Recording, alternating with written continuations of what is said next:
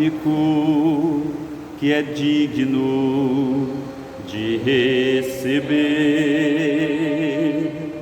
a honra e a glória, a força e o poder, ao Rei eterno e imortal, invisível, mas real, a Ele ministramos o louvor. Glória a Deus. Cumprimento a todos com a paz do Senhor Jesus. Quero te dar as boas-vindas, você que porventura está assistindo esta mensagem posteriormente. Hoje nós estaremos estudando o livro de Apocalipse, no capítulo de número 19. Aleluia. Nós, no capítulo de número 18, vimos sobre a destruição, a queda da Babilônia religiosa, econômica. No capítulo de número 17 nós vimos a queda da Babilônia religiosa. No 18, a queda do poderio político e econômico, que também representa a grande Babilônia. E no capítulo de número 19, nós estaremos ainda um pouco falando sobre a queda da Babilônia, primeira parte do capítulo, e posteriormente sobre a vitória de Cristo sobre as bestas, tá? Porque é no plural mesmo, tá? São duas bestas que serão vencidas aqui no livro de Apocalipse, no capítulo de número 19. E eu quero convidar você para nos acompanhar lendo a primeira parte do capítulo de número 19. O primeiro versículo diz assim: e depois destas coisas ouvi no céu como que uma grande voz de uma grande multidão que dizia: aleluia, salvação e glória e honra e poder pertencem ao Senhor nosso Deus, porque verdadeiros e justos são os seus juízos, pois julgou uma grande prostituta que havia corrompido a terra com a sua prostituição, e das mãos dela vingou o sangue dos seus servos. E outra vez disseram: aleluia, e a fumaça dela sobe para todo sempre. E os 24 anciãos e os 4 animais prostraram-se, adoraram a Deus assentado no seu trono, dizendo: amém, aleluia. E saiu uma voz do trono que dizia: louvai ao nosso Deus, vós todos os seus servos, e vós que o temeis, tanto pequenos quanto grandes. E ouvi como que a voz de uma grande multidão, e como que a voz de muitas águas, e como que a voz de grandes trovões, que dizia: aleluia, pois já o Senhor Deus Todo-Poderoso reina. Amém. Lemos até o versículo de número 6. Glória a Deus. Nós estamos contemplando aqui nesta primeira parte, que na verdade vai até o versículo de número 10, um louvor, um grande coral, composto aqui pelos seres angelicais, inclusive pelos 4 seres viventes que estão diante do trono do Senhor, e pelos 24 anciãos, e também pelas miríades celestiais, e também pela igreja redimida, arrebatada, que já estará presente no céu, neste cenário, nesse dado momento da visão. Então, este louvor é por causa da queda da Babilônia, porque Jesus destruiu a Babilônia. A Babilônia, como nós já aprendemos aqui, é todo esse sistema iníquo, pecaminoso, perversor, que domina o mundo no decorrer dos milênios, mas principalmente vai estar evidenciado no período da grande tribulação, esse todo este cenário que nós chamamos de a Grande Babilônia. O versículo 1, ele começa assim: e depois destas coisas. O capítulo de número 19, ele trata do fim da tribulação e da gloriosa segunda vinda de Cristo na terra para julgar as nações, abater os ímpios e reinar com o seu povo. É disso que vai tratar o capítulo de número 19 do Apocalipse. Aleluia. É bem no fim da grande tribulação este cenário que nós estamos aqui vendo, vislumbrando através deste estudo, deste sermão.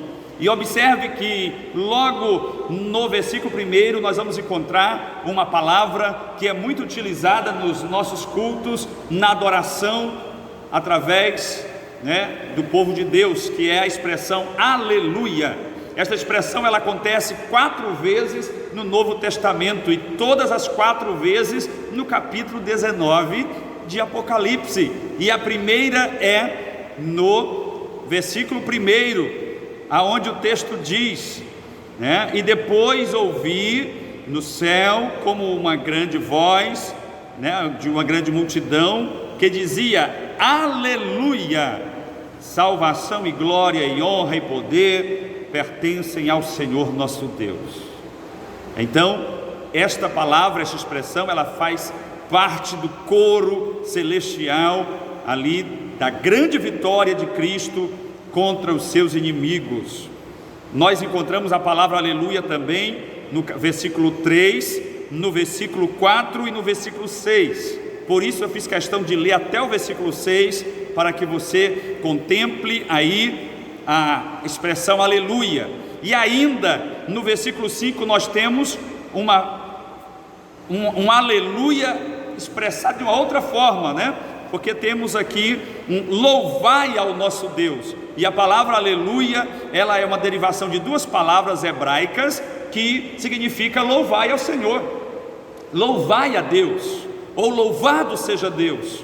Quando você diz aleluia, você está dizendo louvado seja Deus. Quando você diz aleluia, você também pode estar dizendo louvado seja o Senhor.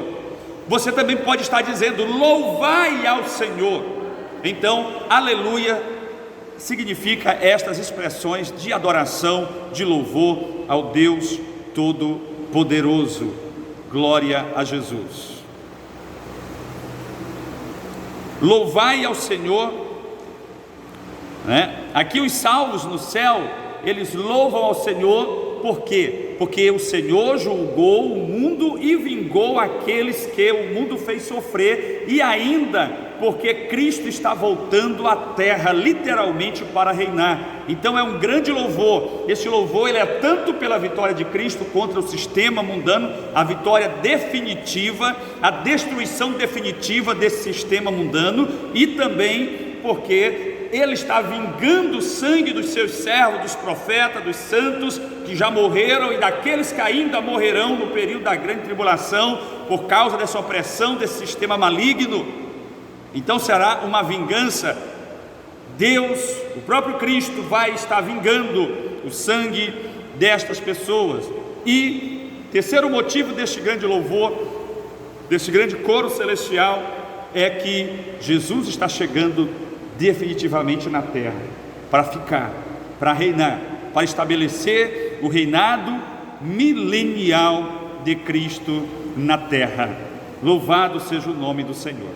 No presente capítulo existem 2 palavras significativas, sendo a primeira vindo do mundo da redenção, que é a palavra salvação, encontrada no versículo 1. É a segunda palavra encontrada no versículo 2, vindo do mundo moral, vingou, ou vingança. Aleluia. Ambas mostram a justiça da parte daquele que disse: minha é a vingança, eu recompensarei, diz o Senhor. Romanos capítulo 12, versículo 19. Então Jesus, aquele a quem pertence de fato a vingança, ele virá para vingar, ele virá para pisar o lagar, como nós iremos ver logo mais adiante. Aleluia. Agora vamos para o versículo de número 7, que não lemos ainda e eu quero ler com você. Diz assim o texto: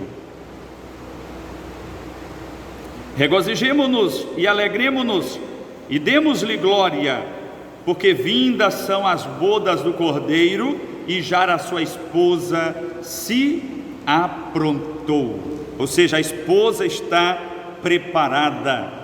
Então é um louvor também aí de abertura às bodas do Cordeiro, de abertura àquela festa celestial maravilhosa que está preparada para a igreja. Observe que a expressão aqui é: a sua esposa se aprontou. A igreja aqui já não é mais chamada de a noiva, mas de a esposa, porque chegou a hora do casamento, chegou a hora das núpcias, das bodas do Cordeiro, como a Bíblia nos esclarece.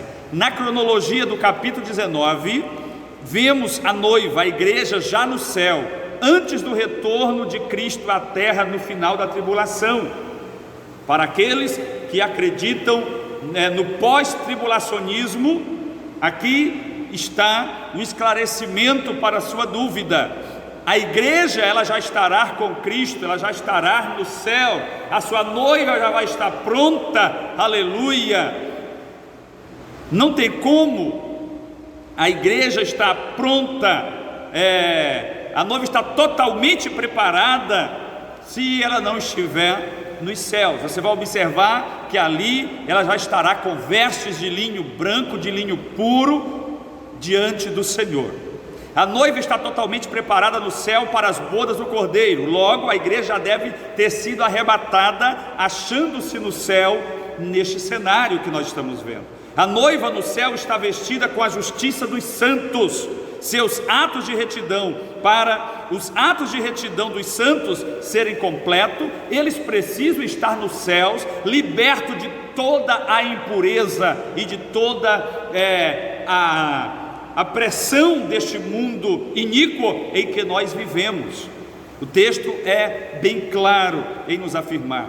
Eu quero te convidar a ler comigo o versículo de número 10. Diz assim: e lancei-me a seus pés para adorar, mas ele disse-me: olha, não faças tal, sou teu conservo e de teus irmãos, que tenho testemunho de Jesus. Adora a Deus, porque o testemunho de Jesus é o espírito de quê? Da profecia. João, neste cenário, ele se emociona e ele se prostra ali para adorar aquele que estava ao seu lado. E o anjo não permite que ele o adore.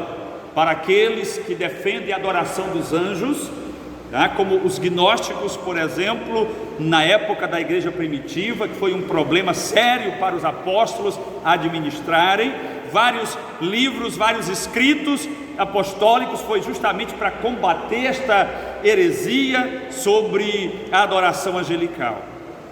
Aqui está a prova de que o anjo não deve ser adorado. O único lugar aqui que nós temos com clareza onde o anjo aceitou a adoração, porque na verdade não era um anjo comum, era o próprio Filho de Deus, o próprio Cristo. Lá no Josué, no capítulo 6, quando Josué ali estava ansioso, aflito, porque estava chegando a hora de adentrar na terra prometida de fato, e ele não estava totalmente seguro, e então ele levanta de madrugada para buscar o Senhor, e ali aparece um varão diante dele, e eles têm um diálogo. Era o capitão, o general dos exércitos celestiais, e ele aceitou a adoração. Mas nesse caso aqui, o anjo ele não aceita adoração, tá? Não devemos adorar os anjos. Os anjos são ministros de Deus em prol do reino de Deus, em prol da igreja, para abençoar a igreja, para guardar os seus. A Bíblia diz que o anjo do Senhor acampa em redor daquele que eu temo e que busca ao Senhor, aleluia. Mas o anjo não deve receber adoração de forma alguma. No dia que você ouvir alguém ensinando que o anjo deve ser adorado, refute este ensinamento, porque não é bíblico.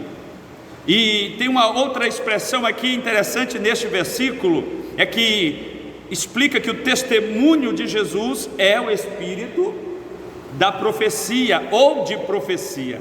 Em última análise, amados, todas as profecias bíblicas se relacionam com Jesus e com a sua obra redentora e exaltam-no. É por isso que o anjo diz que o testemunho de Jesus é o espírito de profecia.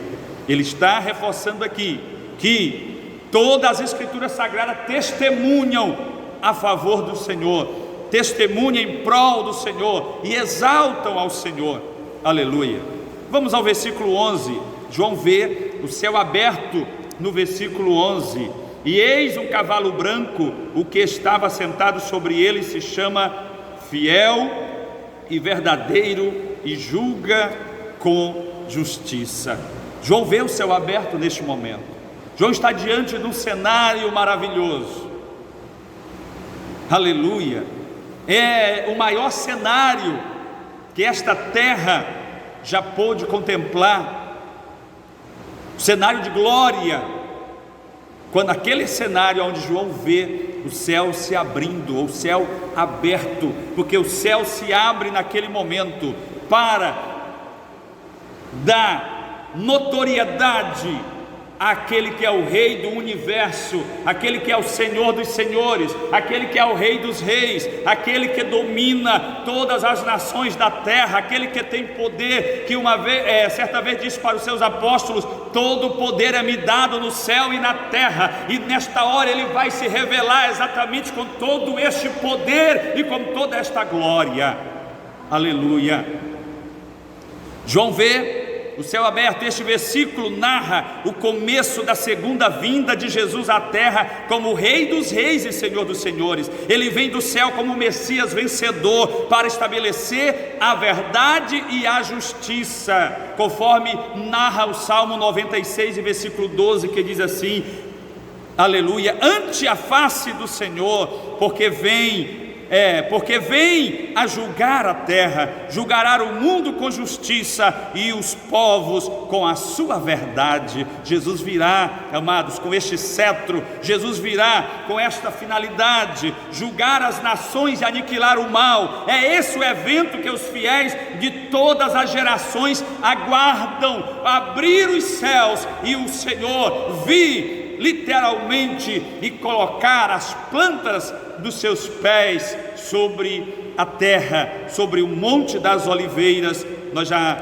estudamos aqui a respeito deste momento e posteriormente podemos estar estudando novamente a respeito da vinda do Senhor em glória. Muitos confundem esta vinda do Senhor em glória com o arrebatamento da igreja. Não é a mesma coisa. A igreja, nós entendemos que ela será arrebatada no início da grande tribulação, e o mundo não verá quando Jesus vier para arrebatar a igreja. Apenas a igreja preparada, redimida, que esteja vigilante, vai subir no arrebatamento da igreja. Neste momento, nós entendemos que 7 anos depois, aproximadamente, todo olho verá. É aqui onde eu digo que todas as câmeras de televisão estarão filmando, registrando este grande momento, porque a Bíblia diz que na terra todo olho verá, e este evento acontecerá sobre a cidade de Jerusalém, ali no Oriente Médio. É impossível nós vermos o céu do Oriente Médio de onde nós estamos aqui, por exemplo, do Maranhão. Então nós entendemos que a tecnologia do momento vai transmitir ao vivo este momento da batalha, da guerra, ali que vai ser travada naquele momento. Mas vamos prosseguir para o versículo número 14, que tem algo importante para nós observarmos aí. O versículo número 14, João contempla, seguindo a Jesus, os exércitos que há no céu. Jesus não está só, ele está acompanhado de exércitos, grandes exércitos. E quem são esses exércitos? São os anjos, as miríades de anjos, e quem mais? Todos os salvos, redimidos, que já estarão na glória, que já estarão com Cristo. Nós, a igreja, também contemplaremos e faremos parte deste cenário maravilhoso, que é a vinda do Senhor em glória, para julgar e subjugar, aleluia, a besta, o falso profeta e todas as nações ímpias que se rebelaram contra o poderio Senhor de Jesus, poderio senhorio de Cristo, melhor dizendo. Então passará, nós estaremos ali também, e a Bíblia descreve com veste de linho. Linho significa a justiça, pureza. A igreja estará vestida de vestiduras de linho fino e puro, brancas, aleluia. Por isso que Jesus nos orienta a branquear as nossas vestes, porque ali nós estaremos com vestes brancas, aleluia, participando daquele cenário maravilhoso. É um cenário maravilhoso, mas também será terrível.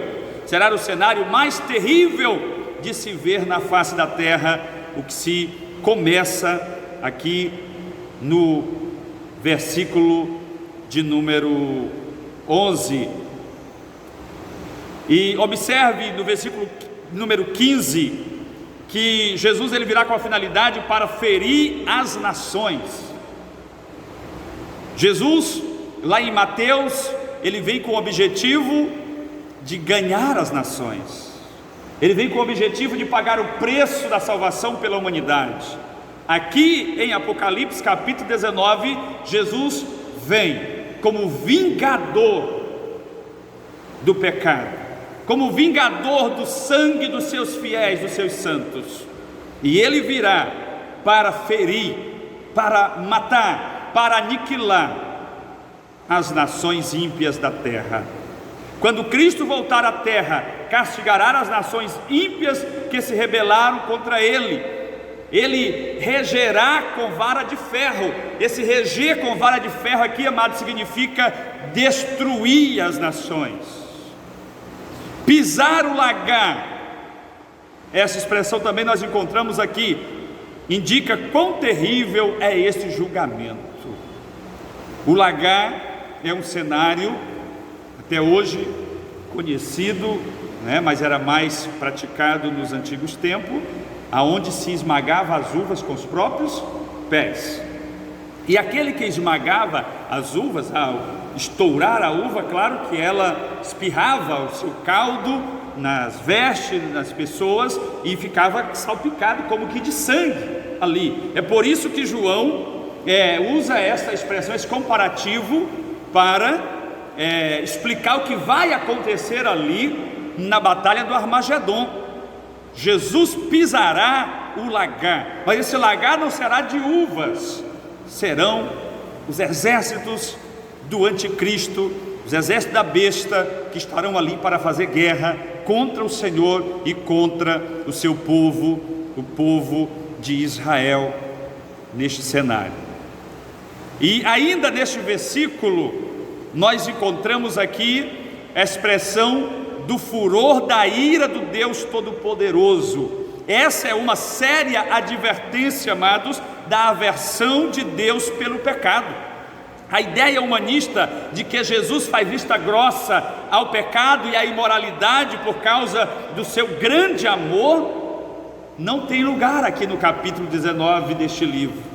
Não tem lugar aqui no livro de Apocalipse de uma forma generalizada. Aqui Jesus virá julgar, aqui Jesus virá vingar-se do mundo ímpio, dos rebeldes, que se rebelaram contra o seu senhorio. Aleluia. Vejamos o versículo de número 17, que complementa o que eu estou dizendo aqui nesse versículo.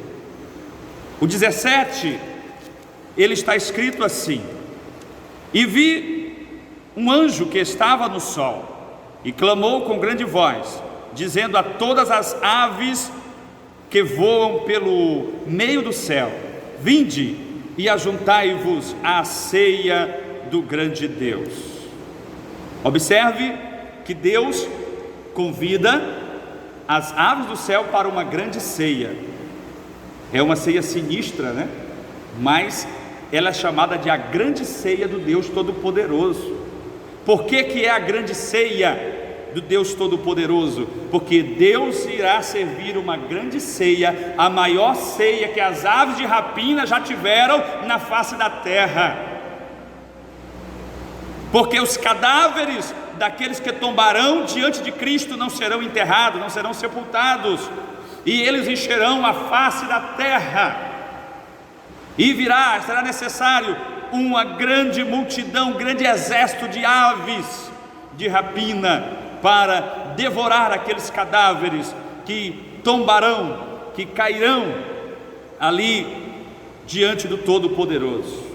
E este cenário será o Armagedon, como nós observamos no Apocalipse 16 e 16.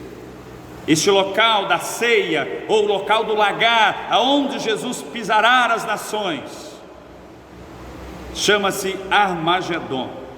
Nesta ocasião, a destruição dos inimigos de Deus será tão grande que será necessário este grande exército de aves para limpar o campo da batalha. Trata-se da cena de julgamento da terrível crueldade e impiedade deste mundo.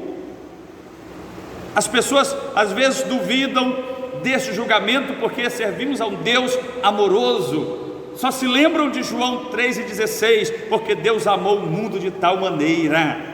Mas o nosso Deus, Ele é justo, amados. Ele amou o mundo de tal maneira que deu seu Filho, Jesus, para morrer por nós, para pagar o preço da nossa redenção. E nós só estaremos na grande tribulação se quisermos, se optarmos por ela, porque o preço da nossa redenção, Jesus já pagou. Aleluia! Louvado seja o nome do Senhor. Então será terrível para os rebeldes,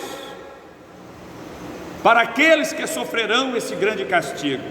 E é tão terrível este cenário que vários textos da Bíblia tratam sobre ele.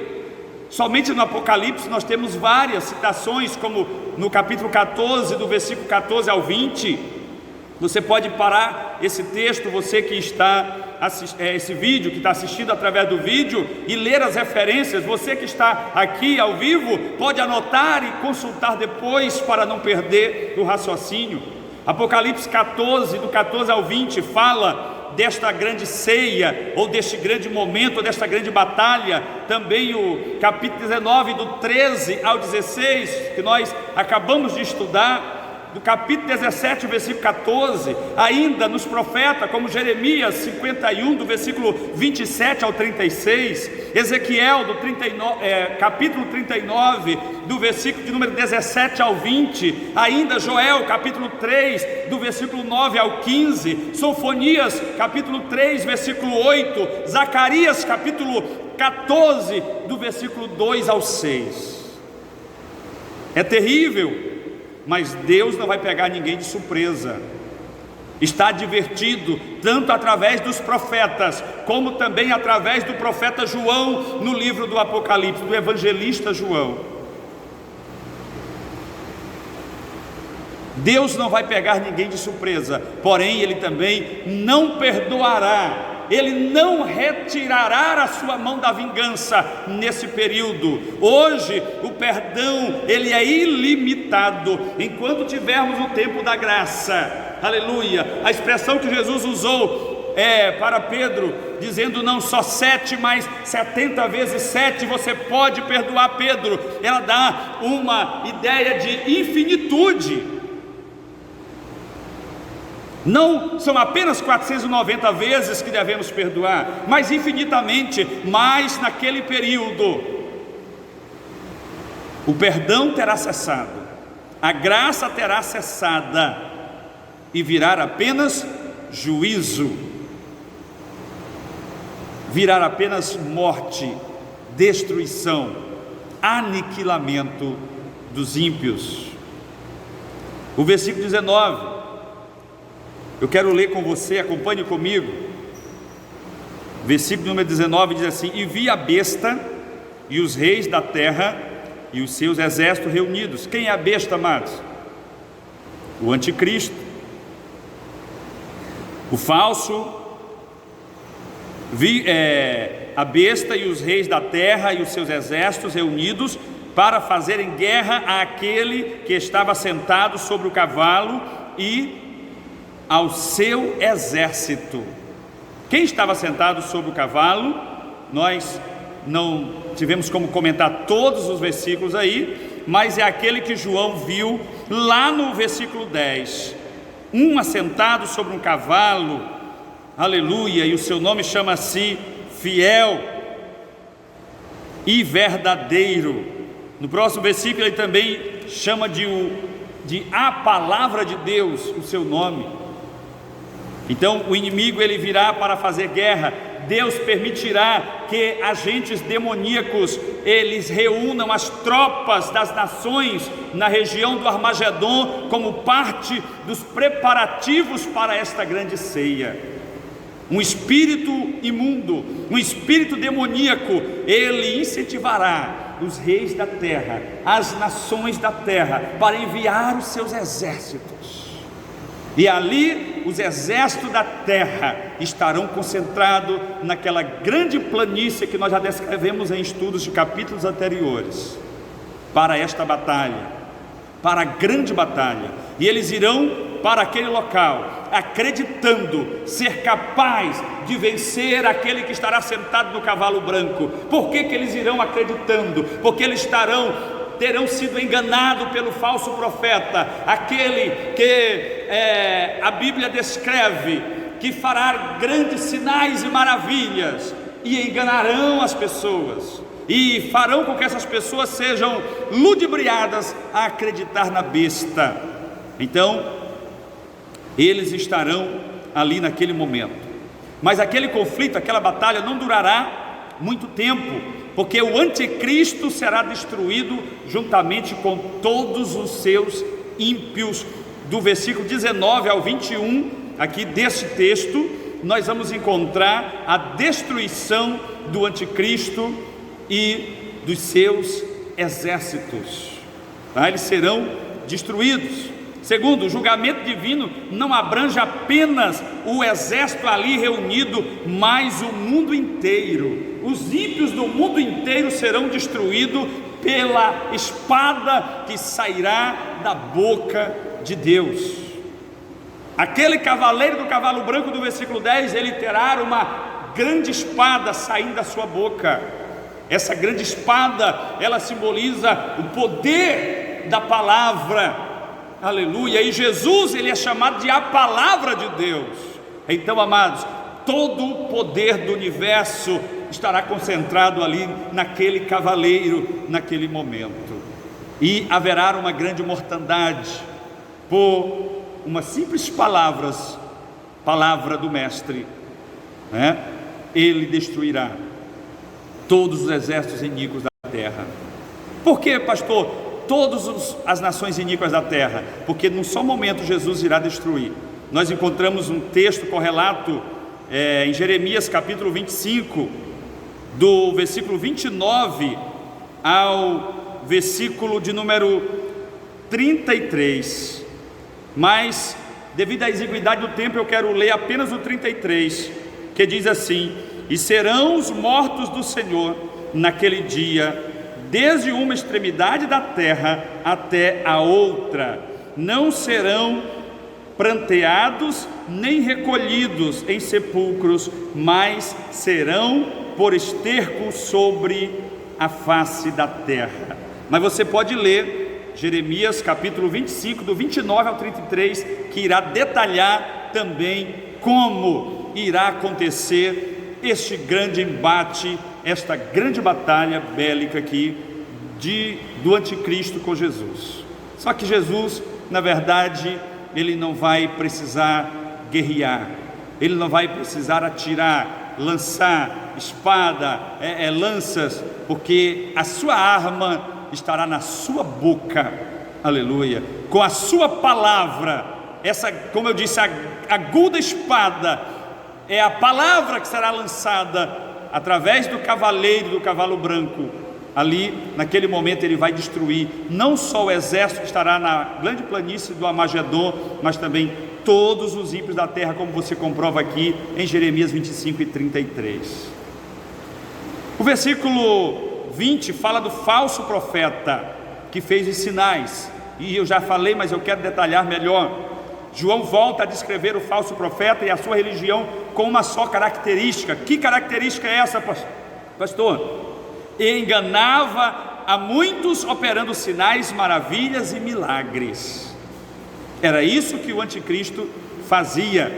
Nós encontramos texto correlato, Apocalipse capítulo 13, do versículo 3 ao 15, que nós já estudamos, e também 2 Tessalonicenses capítulo 2, do versículo 9 ao 10, quando Paulo, descrevendo aos Tessalonicenses as características daquele que é o falso profeta, que se levantará e, se possível, enganaria até os escolhidos. Está falando aqui de um grande poder demonstrado aos olhos das pessoas, para convencê-las de que a besta de fato é uma pessoa do bem, é alguém do bem que veio para resolver todos os problemas e deve ser não só respeitada, mas como também adorada por todos os habitantes da terra.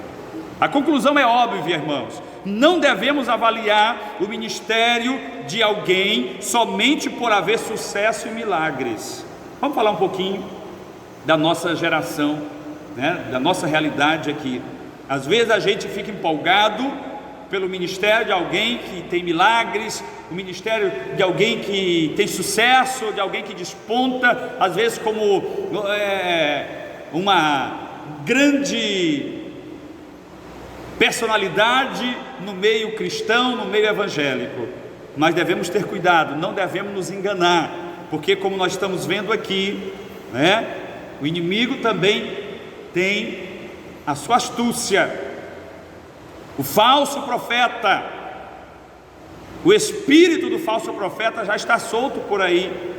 Ele não está ainda reinando da forma como acontecerá na grande tribulação, mas infelizmente tem muitas pessoas aí dando lugar e sendo usada por esse espírito falso, espírito imundo, confundindo a mente de muita gente que não busca a base bíblica para a sua vida.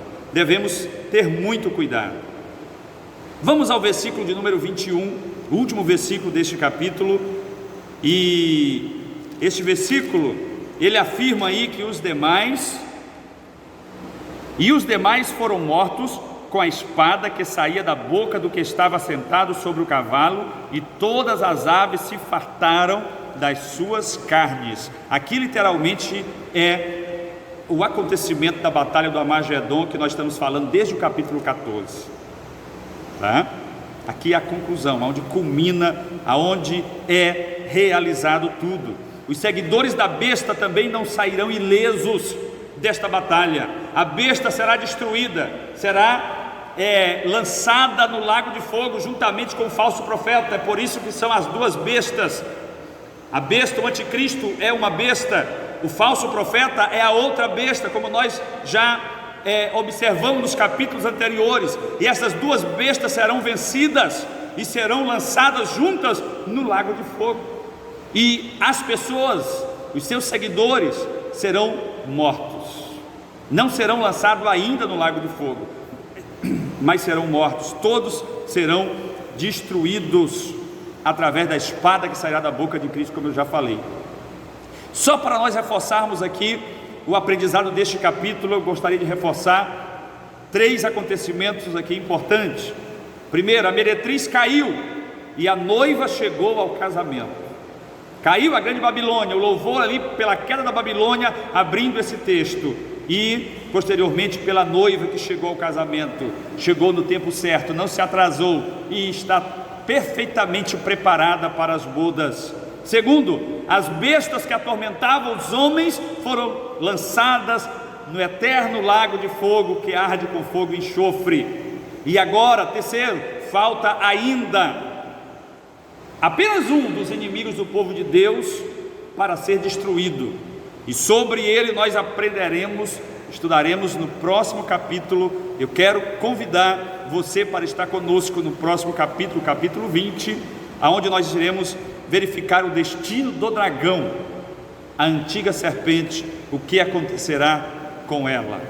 Que Deus nos abençoe e nos dê graça para nos mantermos fiéis ao Senhor e à sua palavra e permanecermos vigilantes quanto ao arrebatamento da igreja. E permanecermos vigilantes também em relação às ofertas, às artimanhas do inimigo todos os dias contra as nossas vidas. Vigie, igreja do Senhor Jesus, prepara-te para te encontrar com o Senhor teu Deus, porque breve Jesus virá para arrebatar a sua igreja. Que Deus nos abençoe e nos dê da sua graça. Amém.